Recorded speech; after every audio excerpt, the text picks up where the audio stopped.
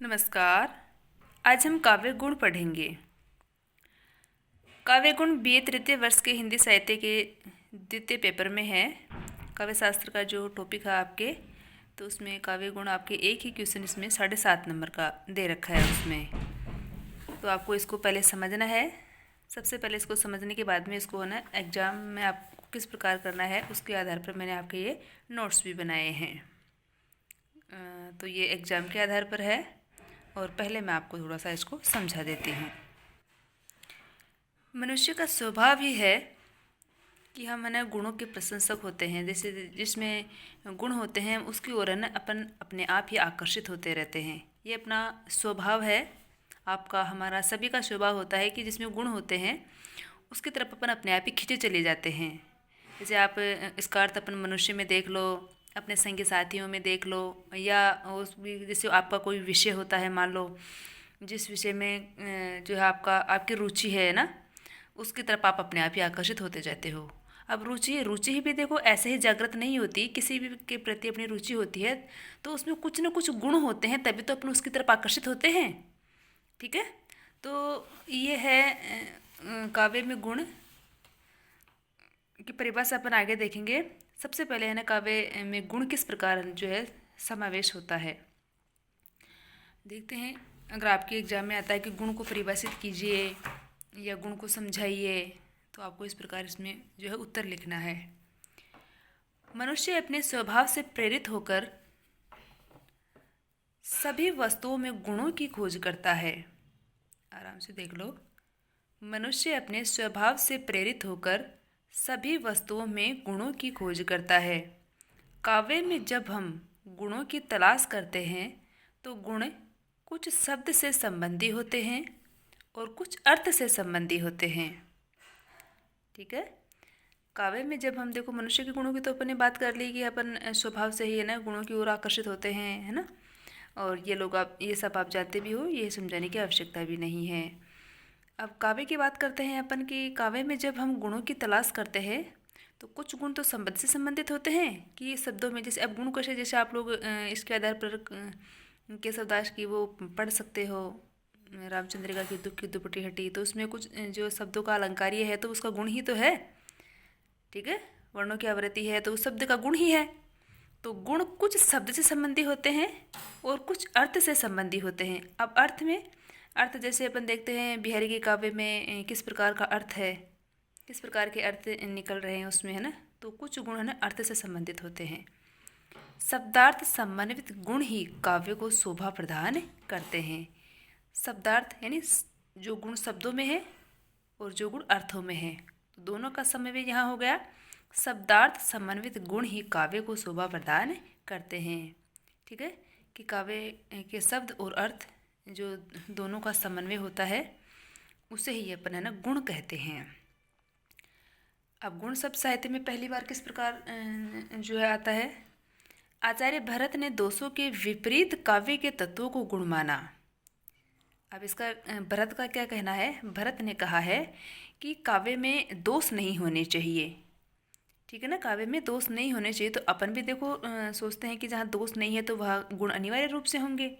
ठीक है, तो दोषों के विपरीत काव्य के तत्वों को गुण माना। अगर किसी काव्य में दोष नहीं है तो वहाँ पर गुण है। इनका मानना है कि गुण शब्दार्थ को शोभादायक तत्व है।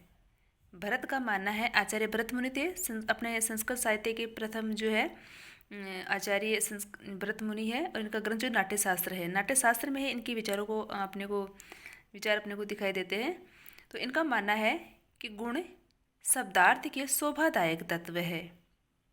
शब्द और अर्थ दोनों की सुंदरता कौन बढ़ाते हैं, गुण ही। ठीक है, शब्द और अर्थ दोनों की सुंदरता बढ़ाने वाले तत्व होते हैं गुण। किसने कहा है, आचार्य भरत मुनि ने कहा है। अब गुण के प्रतिष्ठाता आचार्य वामन है। इनके अनुसार गुण काव्य के मूल शोभा के तत्व है। किसके अनुसार, आचार्य वामन के अनुसार। वामन ने कहा कि अगर काव्य में गुण है तो ही काव्य में सौंदर्य है, तो ही काव्य में शोभा है। यानी काव्य को अनिवार्यता किसने बताई, वामन ने। अब आप कहोगे मैडम भरत मुनि ने अनिवार्य नहीं कहा है। देखो भरत मुनि ने गुण की विशेष प्रकार से परिभाषा नहीं दी है, भरत मुनि ने एक लक्षण कहा दिया है क्या, कि दोष के, अगर आपके काव्य में दोष है तो उसका कोई महत्व नहीं है, और अगर दोष नहीं है तो उसमें गुण है। यानी गुण की सीधी परिभाषा भरत मुनि ने नहीं दी है, गुण के लक्षण मात्र बताए हैं। गुण की सीधी परिभाषा पहली बार दी है आचार्य वामन ने। संस्कृत के पंडित थे आचार्य वामन, तो वामन ने गुण की सीधी परिभाषा पहली बार दी है। किसने? वामन ने। और कहा है कि गुण काव्य के मूल शोभा के तत्व है, सौंदर्य के तत्व है। संस्कृत के आचार्य है तो संस्कृत में ही परिभाषा लिखेंगे। काव्य शोभा या कर्तारो धर्म है गुण है। काव्य शोभा या कर्तारो धर्म है गुण है। इसका अर्थ देखो, अर्थात काव्य की शोभा को संपादित करने वाला तत्व या विशेषता गुण अथवा काव्य गुण कहलाता है। अरे काव्य में शोभा को संपादित करेगा, काव्य में शोभा का समावेश करेगा, काव्य में शोभा की व्यवस्था बनाएगा तो काव्य का ही गुण कहलाएगा। ठीक है, ये किसने कहा? वामन ने, इसकी परिभाषा के अनुसार। ये तो देखो अपन रस का व्यवहारिक अर्थ अपन ने लिखा है ऊपर ही ऊपर। पहले रस का व्यवहारिक अर्थ लिखा है, उसके बाद में रस का साहित्य में पहली बार समावेश किसने, सॉरी रस का नहीं, गुण का। गुण का व्यवहारिक अर्थ अपन ने देखा है, मनुष्य स्वभाव से प्रेरित है गुणों के आधार पर, है ना। फिर साहित्य में पहली बार गुण का समावेश किसने किया? भरत ने। और गुण की विस्तृत परिभाषा पहली बार किसने दी? संस्कृत के आचार्य वामन ने। फिर अपन जो देखते हैं कि किस विद्वान ने गुणों की संख्या कितनी मानी है काव्य में, तो आचार्य भरत मुनि और दंडी ने काव्य में गुणों की संख्या 10 मानी है कि 10 गुण होते हैं। जो गुण अपन हिंदी साहित्य में 3 समझते हैं, 3 पढ़ते हैं, जो आगे अपन पढ़ेंगे, है ना। तो उन गुणों की संख्या भरत मुनि और दंडी ने, संस्कृत के आचार्यों ने 10 मानी। फिर वामन जो गुणों का प्रतिष्ठाता है उसने 20 मानी, भोजराज ने 24 मानी। और जो 24 है उन 24 में से प्रत्येक के 3-3 उपभेद किए और कुल गुण कितने गुण माने? 72। आचार्य भोजराज ने मूल रूप से तो 24 गुण माने हैं और इनका भेद करके, उपभेद करके, है ना, कुल 72 गुण माने हैं। अग्नि पुराणकार ने 18 मानी है। कुंतक ने, जिसने वक्रोक्ति सिद्धांत दिया है, उसने गुणों की संख्या 3 मानी है, सॉरी 2 मानी है। कुंतक ने गुणों की संख्या 2 मानी है। आनंदवर्धन, ये मोस्ट है, आनंदवर्धन। आनंद ने जो है काव्य में गुणों की संख्या 3 ही मानी है। और 3 किसके आधार पर मानी है? रस के धर्म रूप में गुण को माना, और चित्त की 3 अवस्था, चित्त की, प्रत्येक मनुष्य के चित्त क्या? मन। प्रत्येक मनुष्य के मन की 3 अवस्थाएं होती है। 3 अवस्थाओं, द्रुति, दीप्ति, व्यापकत्व के आधार पर 3 गुण, माधुर्य, ओज, प्रसाद को स्वीकारा। ठीक है, जैसे द्रुति, दीप्ति और व्यापकता। द्रुति यानी जो थोड़ा सा, जैसे द्रुति होती है वहाँ पर ओज अपने आप, है ना, उत्पन्न हो जाता है। दीप्ति होती है वहाँ पर, दीप्ति यानी एक तरह से चमक, मधुरता, अपने हृदय में मधुरता होती है।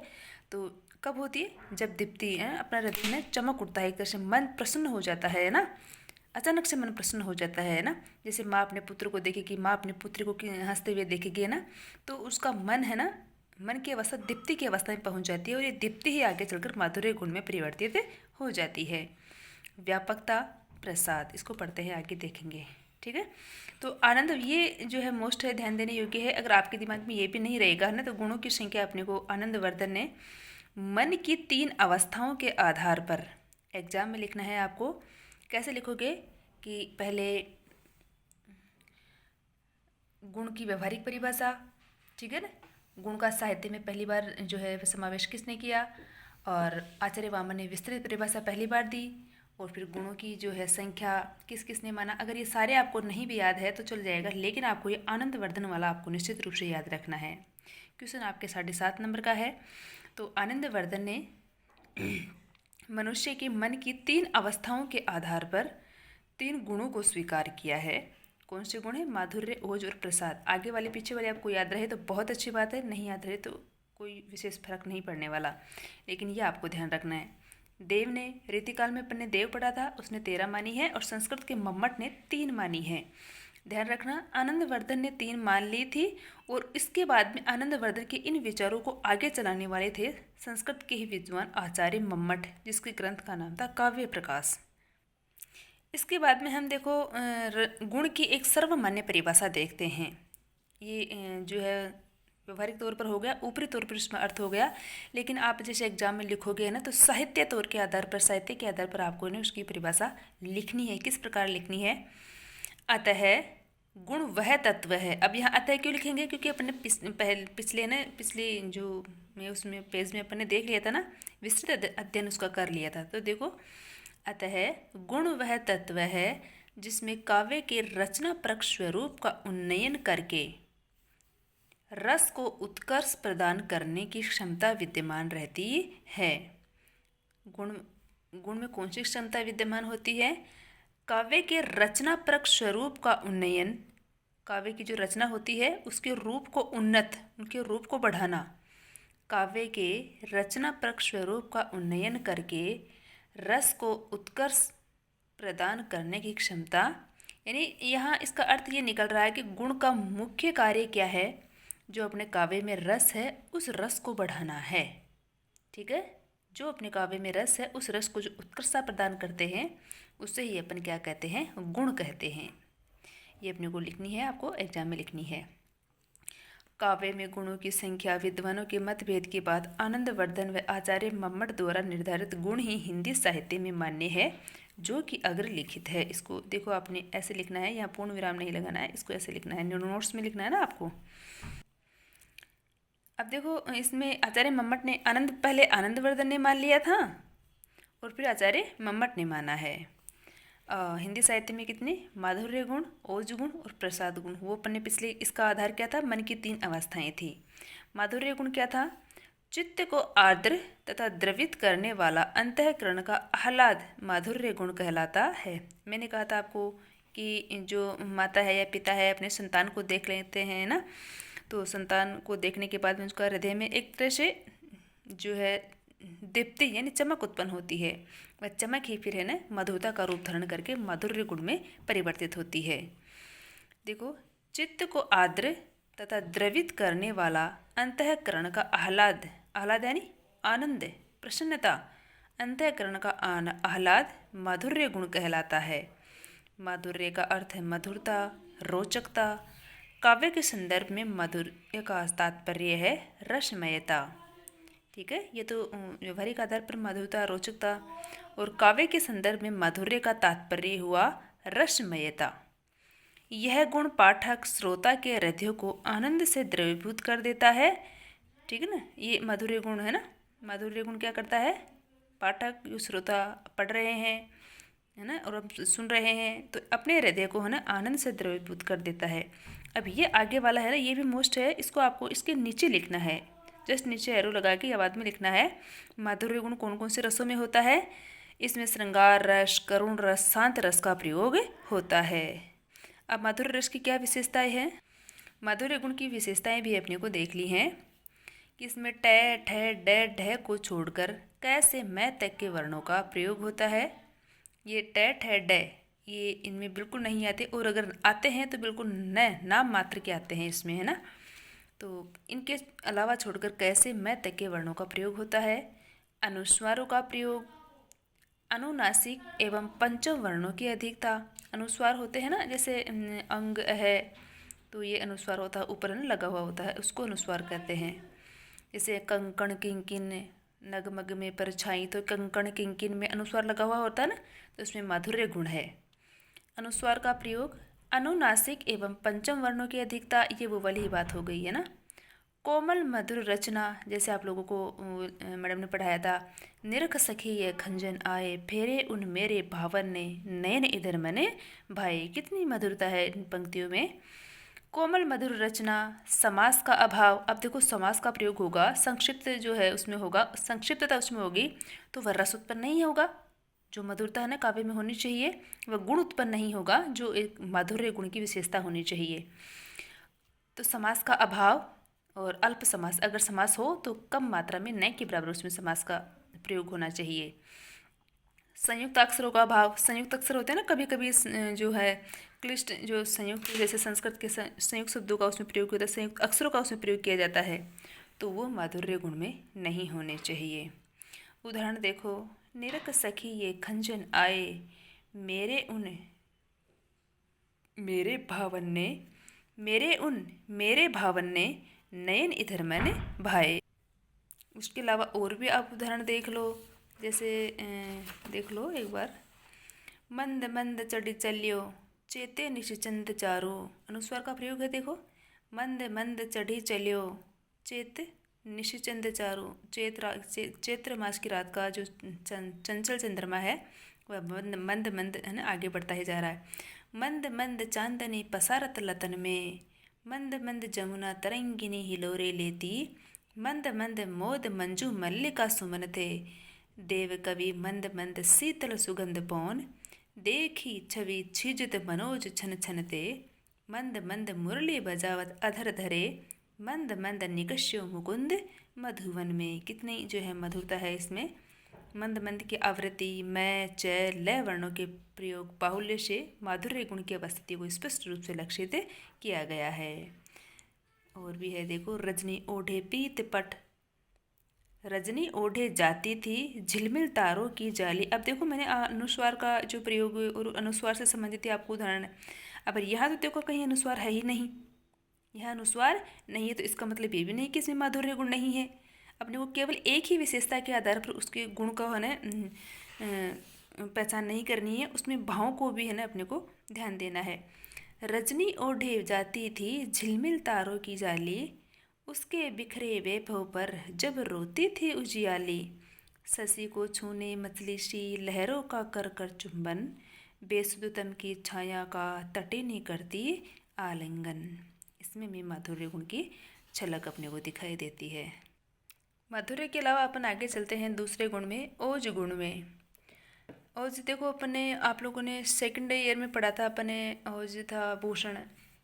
भूषण के काव्य में ओज गुण किस प्रकार है ना बढ़ चढ़कर उसका ओज का वर्णन किया गया है।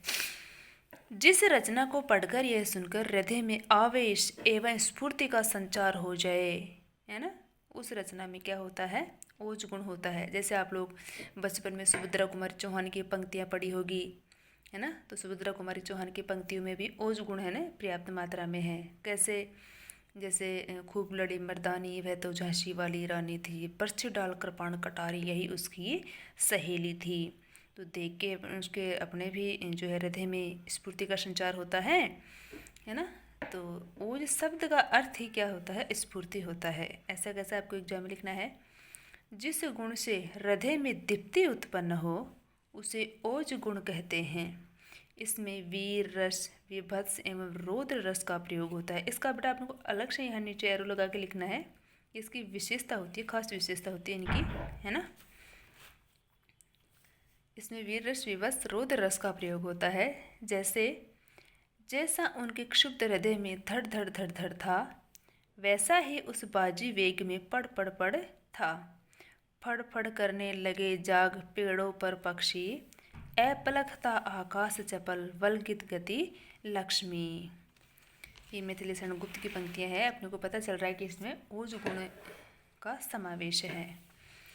आगे ये जयशंकर प्रसाद की नाटक की पंक्तियाँ हैं। हिमाद्री तुंग श्रृंग से प्रबुद्ध शुद्ध भारती, स्वयं प्रभा समुज्ज्वला स्वतंत्रता पुकारती, अमरते वीरपुत्र हो दृढ़ प्रतिज्ञा सोच लो, प्रशस्त पुण्य पथ पर बढ़े चलो बढ़े चलो। देखो इसमें प्रसाद गुण बीच में ही आ गया है। विशेषता मैं आपको बता देती हूँ अपने। ओज गुण की विशेषता आपको पॉइंट लगा के उदाहरण के बाद में, जैसे आपने ओज गुण की ये परिभाषा लिख ली है ना, जिस रचना को पढ़कर या सुनकर हृदय में आवेश एवं स्फूर्ति का संचार हो जाए उस रचना में ओज गुण है। और ओज का अर्थ है स्फूर्ति। जिस गुण से हृदय में दीप्ति उत्पन्न हो उसे ओज गुण कहते हैं। और ये इसके नीचे विशेषता, इसमें वीर रस, विभस एवं रौद्र रस का प्रयोग होता है। इसके नीचे आपको लिखना है ओज गुण की विशेषता। पॉइंट लिखने के बाद में आपको ये लिखना है ट वर्ग माधुर्य गुण में ट वर्ग के अतिरिक्त व्यंजन रहते हैं, यानी ये ट वर्ग की आवृत्ति ओज गुण में होती है। संयुक्त अक्षरों का अधिक्य, संयुक्त अक्षर इसमें अधिक होते हैं, किसमें, ओज गुण में। रेफ का अधिक प्रयोग, रेफ का जो रेफ यानी जैसे ये देखो अर्क, कर्क, कर्कट या वर्ण के नीचे वक्र, शुभ्र, तीव्र, है ना। और समास का बाहुल्य अपने माधुर्य में देखा था समास अभाव, समास का अभाव होना चाहिए, समास अल्प समास होने चाहिए, लेकिन ओज गुण में समास का बाहुल्य होना चाहिए। जैसे अपन देख सकते हैं माधुर्य और जो ओज है वो एक दूसरे के विपरीत है। ठीक है, जो विशेषताएं माधुर्य में नहीं होनी चाहिए वो विशेषताएं ओज में होनी चाहिए। अपने देखा था ट वर्ग के अलावा कैसे मैं तक सारे व्यंजन, है ना, लेकिन यहाँ पर ट वर्ग का अधिक्य होता है और इसके अलावा संयुक्त अक्षरों का उसमें अभाव बताया जा रहा है, लेकिन इसमें संयुक्त अक्षरों का आधिक्य बताया जा रहा है। जैसे देखो ये संयुक्त अक्षर है हिमाद्री तुंग, ये संयुक्त अक्षर है तुंग श्रृंग, ये संयुक्त अक्षर है प्रबुद्ध शुद्ध भारती, ये संयुक्त अक्षर है। ठीक है ना, स्वयं प्रभा समुज्ज्वला स्वतंत्रता पुकारते, सारे ही जो है संयुक्त अक्षर है इसमें ना। तो ये इसकी विशेषता है। रेफ का प्रयोग, रेफ का प्रयोग भी ये रे है ना, तो ये रहता ये रे है, तो इसमें ये है ना श्रृंग है, ये इसमें रे का प्रयोग अति किया जा रहा है। तो ये अपने को ट वर्ग की ओज गुण की विशेषता लिखनी है। इसके बाद में अपने को उदाहरण लिखने हैं। एक देखो उदाहरण लिख रहे हो आपने, जैसे ये उदाहरण बहुत अच्छा है आपके लिए। मुझे तोड़ लेना वनमाली, उस पथ पर देना तुम पेग, मातृभूमि पर शीश चढ़ाने, जिस पर जाए वीर अनेक। अब इसमें आप कहोगे मैडम इसमें तो ओज गुण की विशेषता ही नहीं आ रही, ना तो उसमें ट वर्ण का जो है प्रयोग है, ना संयुक्त अक्षरों का प्रयोग है, रेफ का भी इसमें प्रयोग नहीं है। लेकिन अपने को तो इसमें भाव देखना है ना, भाव देखो इसमें ना तो है ना वो मधुरता उत्पन्न हो रही है। मुझे तोड़ लेना वनमाली, उस पथ में देना तुम फेंक, तोड़ने के लिए कह रही है वो, उसको तो मधुरता कहाँ होगी, आएगी, मधुरता नहीं होगी। मातृभूमि पर शीश चढ़ाने, अब देखो जहाँ पर मातृभूमि पर शीश चढ़ाने की बात आ जाती है तो वहाँ वीरता के जो तत्व है, जो एक शौर्य है, एक स्फूर्ति है, जहाँ मातृभूमि के प्रति बलिदान की बात इसमें आ रही है, तो है ना उस पाठक के ऐसा हृदय के हृदय में अपने आप ही है ना स्फूर्ति उत्पन्न हो रही है, मन है ना दीप्त हो रहा है। जिस पथ पर जाए वीर अनेक, तो इसमें है ना इस पंक्ति में कौन सा हो जाएगा, ओज गुण हो जाएगा। आप ये वाला उदाहरण आराम से लिख सकते हो क्योंकि ये आपको याद भी हो जाएगा। मुझे तोड़ लेना वनमाली, उस पथ में देना तुम फेंक, मातृभूमि पर शीश चढ़ाने, जिस पथ पर जाए वीर अनेक। पूरी वीडियो को देखने के बाद में आपको नोट्स बनाने हैं। ठीक है, वो मैं आपको अधिक उदाहरण इसलिए लिख देती हूँ कि ताकि जब बच्चों को जो सही लगे वो आप इसमें लिख सकते हो। प्रसाद गुण है। प्रसाद को पढ़ने या सुनते ही रचयिता के तात्पर्य का बोध उसी प्रकार कराती है जिस प्रकार निर्मल जल के तल में पड़ी वस्तु जैसे ऊपर से ही दिखाई दे जाती है।